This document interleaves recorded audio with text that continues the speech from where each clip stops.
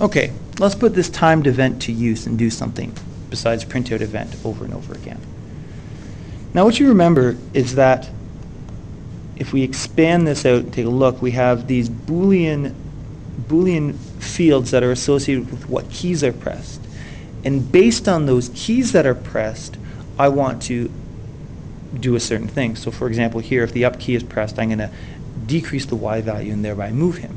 So just to make sure we understand this, let's just run this first game and let's just make sure we're all on the same point here. So if I run this, what we see is I can press the D button and it, click in to activate. I can press the D button, it moves right, A button moves left, W goes up.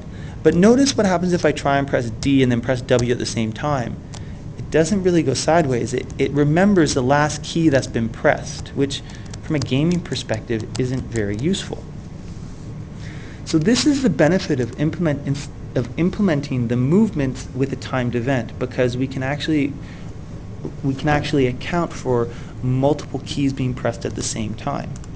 So the first thing I'm going to do is I'm going to comment out all of my changes, the current Y, the current, all of these lines that change the values of the position fields. Okay. The other thing I'm going to pull out is this repaint, because I don't want to repaint anymore.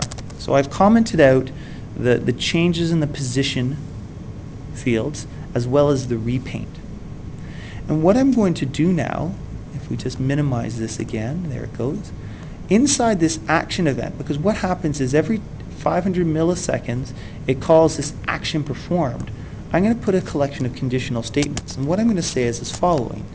If up, so that means if the up key is pressed, what am I going to do? I'm going to set, and let's, for the sake of just form right now, we'll put brackets, current Y is equal to current Y, and if we're going up, we're going to minus 10. And I'm going to add the if statement for each of these. So if I copy this and let's paste it 4 times, so if up is true, if down is true, I'm going to add 10 to the current, oops. I'm going to add 10 to the current Y. If left, I'm going to take the current X, pardon me, I'm going to take the current X and I'm going to subtract 10 from it. And if I press right, I'm going to take the current X and I'm going to add 10 to it. Right. So now what happens is as follows.